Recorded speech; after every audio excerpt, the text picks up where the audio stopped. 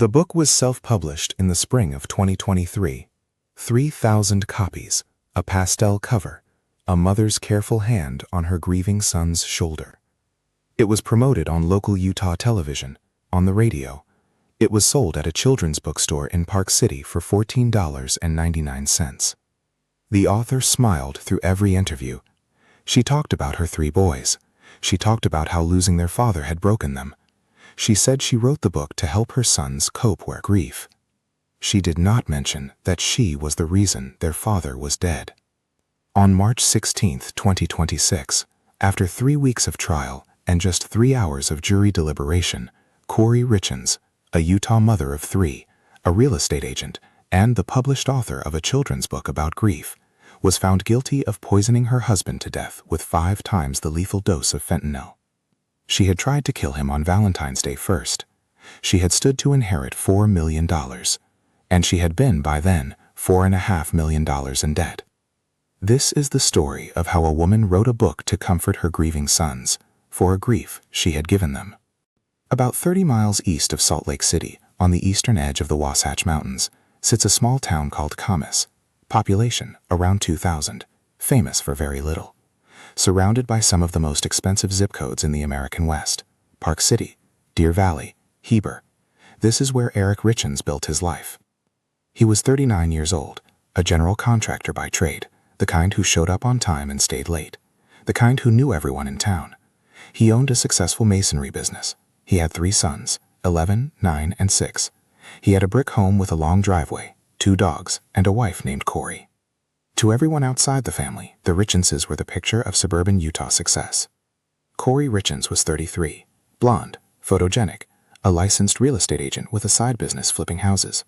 On Instagram, she shared aspirational images of remodeled kitchens, mountain sunsets, and her 3 blue-eyed boys. She had a knack for being seen. What no one outside the marriage knew, what Kouri himself was only beginning to understand in the final months of his life, was that the Richins family was hollow at the core. The houses were not selling. The debts were not being paid. And Kouri had a plan. By the autumn of 2021, Kouri Richins owed approximately $4.5 million. The flips had stopped flipping. Houses she had purchased to renovate were carrying interest she could no longer afford. She had taken loans against properties she didn't fully own. She had forged signatures, Kouri's signature, her own grandmother's signature, on mortgage documents. Investigators would later describe a pattern of escalating, increasingly reckless financial fraud, conducted often behind her husband's back. But Kouri was beginning to suspect. In October of 2021, he changed his will. He removed Kouri as the beneficiary of his estate, an estate worth, at that time, more than $4 million in real property and business holdings, and named his sister Amy in her place. He did not tell Kouri. Kouri did not know the will had been changed. What she knew was this: if Kouri died, she believed she would inherit everything. And so, between October 2021 and February 2022, Kouri Richins began doing something else, very quietly. She began opening life insurance policies on her husband's life. Not 1, not 2, multiple, across several different carriers, often by forging Kouri's signature on the application paperwork. The total payout if Kouri died would be approximately $2 million. Kouri did not know these policies existed. And there was something else Kouri did not know. Kouri was seeing another man. Prosecutors would later describe him only as a romantic interest. Text messages recovered from her devices showed Kouri talking in late 2021 about a fresh start, about being free, about what her life could look like, without Kouri in it. By Valentine's Day of 2022, the math was simple. The debts were closing in. The boyfriend was waiting. The insurance policies were active. All Kouri needed was for her husband to die. The first attempt came on February 14, 2022. According to the prosecution's reconstruction at trial, Kouri Richins prepared her husband a Valentine's Day lunch, a sandwich, made at home, served at the kitchen counter, and laced with illicit fentanyl. Aggravated. Within minutes, he began to feel something he later described to friends as wrong, profoundly wrong. He told them he had blacked out, that he had hallucinated, that he had felt as if he were dying. He did not call the police. He did not go to the hospital. But over the following 10 days, he told several people, a friend, a family member, his sister Amy, the same chilling sentence: "I think my wife is trying to poison me." He said it more than once. He said it to people he trusted. And then, having said it, he went home. Investigators would later ask, why didn't Kouri leave? The answer was the same one given by countless victims of intimate partner violence before him: the denial, the disbelief that the person who shared his bed could really mean him harm, the 3 children he wasn't willing to walk away from, the hope that he was wrong. He was not wrong. On the night of March 3, 2022, 18 days after the Valentine's Day lunch, Kouri Richins poured her husband a Moscow Mule cocktail. It would be the last drink of his life. At 3:25 in the morning on March 4, 2022, Kouri Richins called 911. She told the dispatcher her husband was cold, that he was in bed, that she had come to check on him after putting one of their sons back to sleep and had found him unresponsive. By the time paramedics arrived at the home outside Kamas, Eric Richins was already dead. Body camera footage from the responding deputies captured the scene. Kouri, in pajamas, calm, speaking in a flat, even voice, telling the officers that Eric had been drinking the night before, that he had no history of drug use, that she did not understand what could have happened. He's never done drugs, she told them.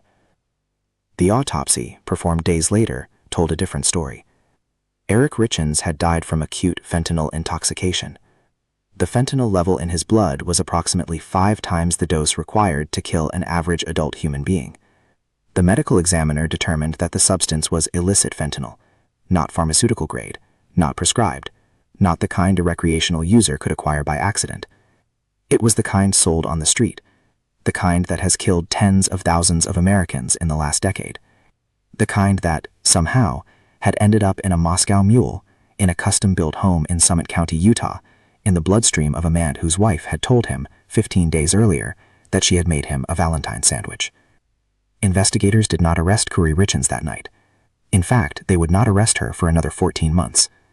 In those 14 months, she would write a book.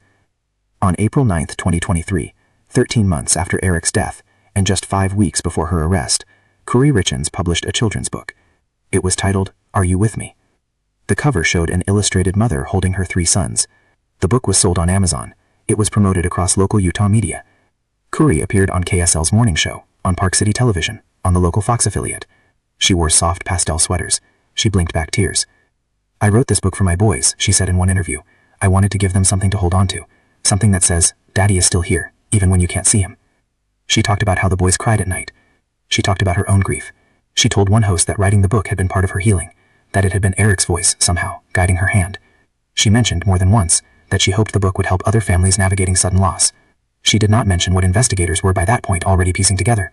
She did not mention the housekeeper. Carmen Lauber had worked for the Richins family for years. She cleaned the house. She knew the boys. She had been for some time a part of the family's daily life. She also, according to her testimony at trial, had been something else.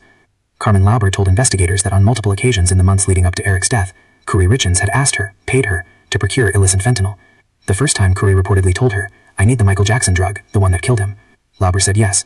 She said she did not know what Kouri intended to do with it. She said she assumed it was for personal use. She said this even though Kouri Richins was not a fentanyl user, not by any account a drug user at all. The state's case rested in significant part on Carmen Lauber's word. The defense would attack her credibility relentlessly.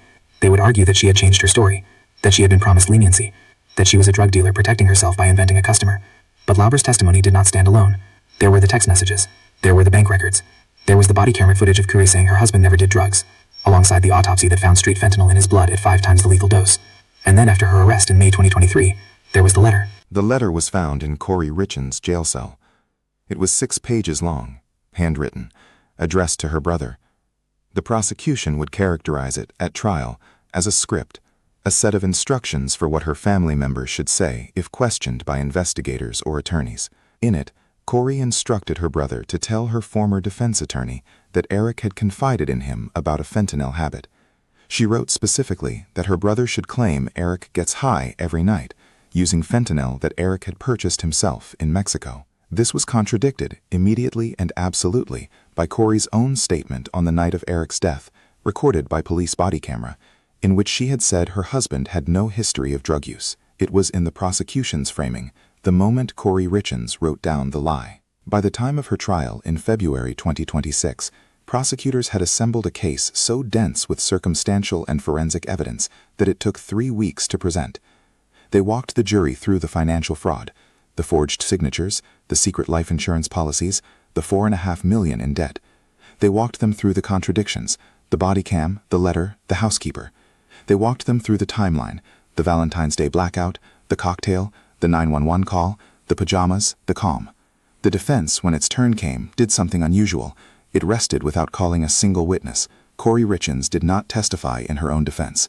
Her lawyers argued that the prosecution had not proven its case beyond reasonable doubt, that Carmen Lauber was a liar, that Eric Richins might have somehow accidentally overdosed, that the absence of a confession should be enough. The jury deliberated for 3 hours. On March 16, 2026, they returned with a verdict. Guilty.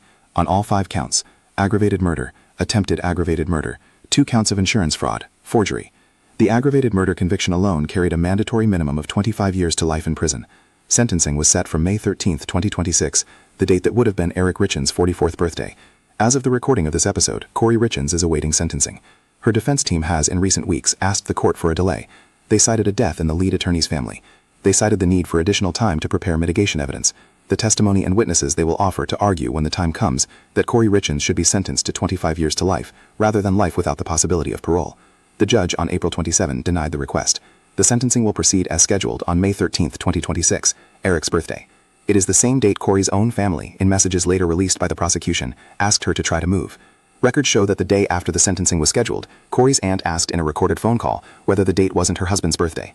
Kouri replied that she had told her attorney to reschedule it. The motion to reschedule was not filed for almost another month. The court denied it. Kouri Richins will stand for sentencing on the day her dead husband would have turned 44. She still faces 26 additional charges in a separate case related to the financial crimes investigators uncovered during the murder investigation. Mortgage fraud, money laundering, forgery in patterns and amounts that, even setting the murder aside, would likely send her to prison for a substantial portion of her life. The book is still on Amazon. You can still buy it. You can still read the reviews, most of them written before the arrest, praising the author's tenderness, her bravery, her gift for explaining loss to children. 3 Richins boys lost their father on March 4, 2022. 48 days later, they lost their mother to a county jail.